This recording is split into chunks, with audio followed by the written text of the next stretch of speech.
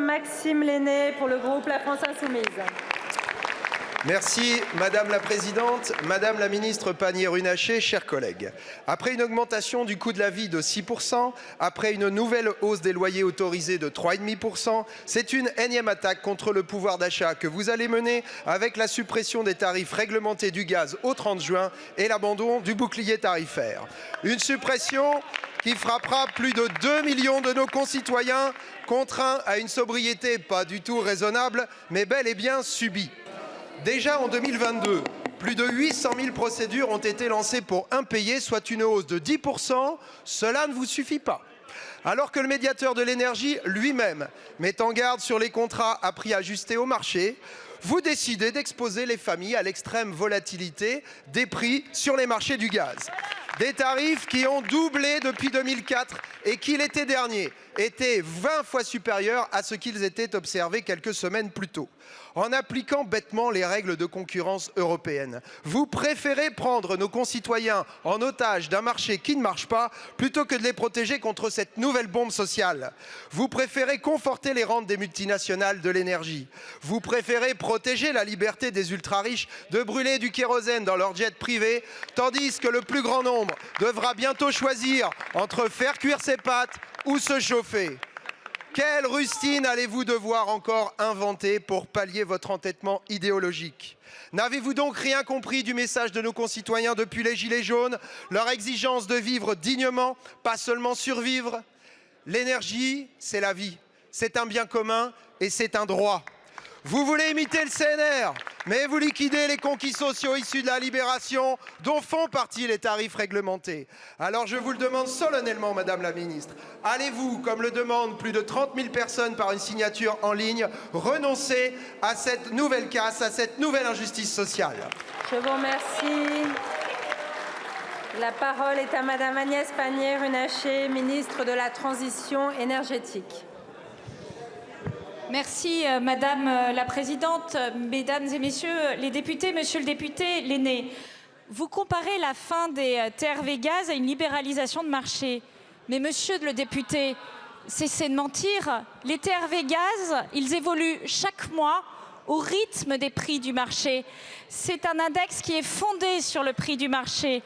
Contrairement à ce que vous prétendez, quand les prix se sont envolés, c'est le bouclier gaz qui a mis en place cette majorité, qui a protégé les Français d'une augmentation des prix du gaz.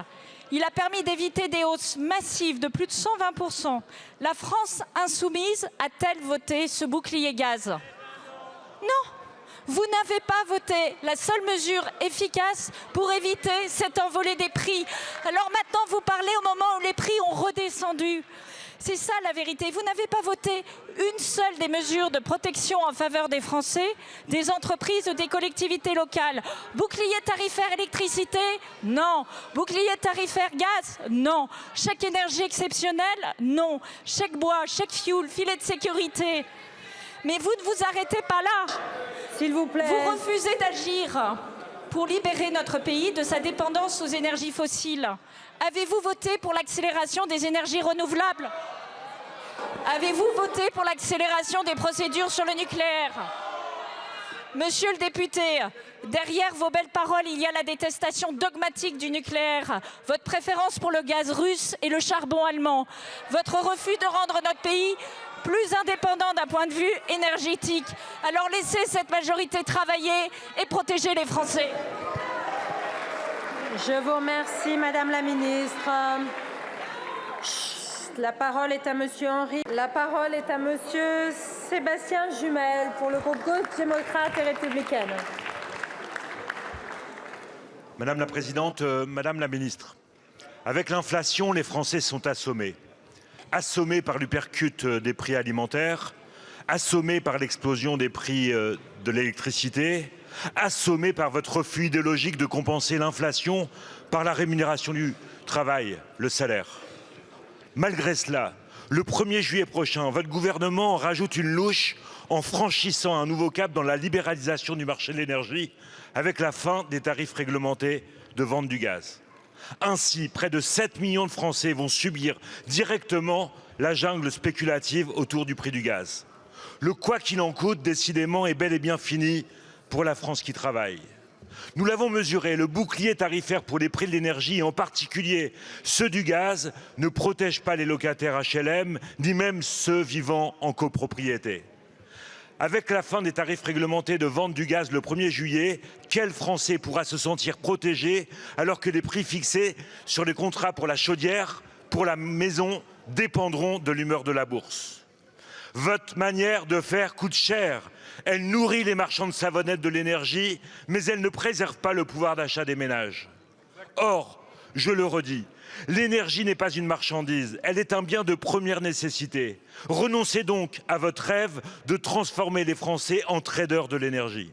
C'est pourquoi, Madame la Ministre, le groupe GDR, sa composante communiste, avec l'ensemble des organisations syndicales, mais aussi avec l'ensemble des associations de consommateurs, vous demande solennellement le retour aux tarifs réglementés du gaz et de l'électricité. Merci beaucoup, mon cher collègue. La parole est à Madame Agnès Pannier-Runacher, ministre de la Transition énergétique. Merci beaucoup, Madame la Présidente, Mesdames et Messieurs les députés, Monsieur le député Jumel. Comme je l'ai indiqué à l'instant à Monsieur le député Lenné, les tarifs réglementés du gaz ne sont pas un tarif plafonné, c'est un tarif de marché. Il évolue chaque mois sur une référence de marché, les marchés internationaux. Il est donc extrêmement volatile et ce n'est pas lui qui protège. Je rappelle également, et donc, que change concrètement cette fin des tarifs réglementés? D'abord, je rappelle qu'elle concerne un quart des consommateurs qui utilisent aujourd'hui du gaz. Nous leur avons écrit pour les rassurer, les informer sur les options qui s'offrent à eux. Première option, rester chez leur fournisseur actuel et basculer automatiquement sur une offre que nous appelons offre passerelle, qu'Engie a mis en place à notre demande du gouvernement. Cette offre, elle s'appuie sur un indice repère que la Commission de régulation de l'énergie a créé à ma demande. Les prix du gaz étant actuellement redescendus, les Français qui souscriront à cette offre passerelle bénéficieront d'un tarif de 10 à 20% moins cher que ne l'était le tarif réglementé.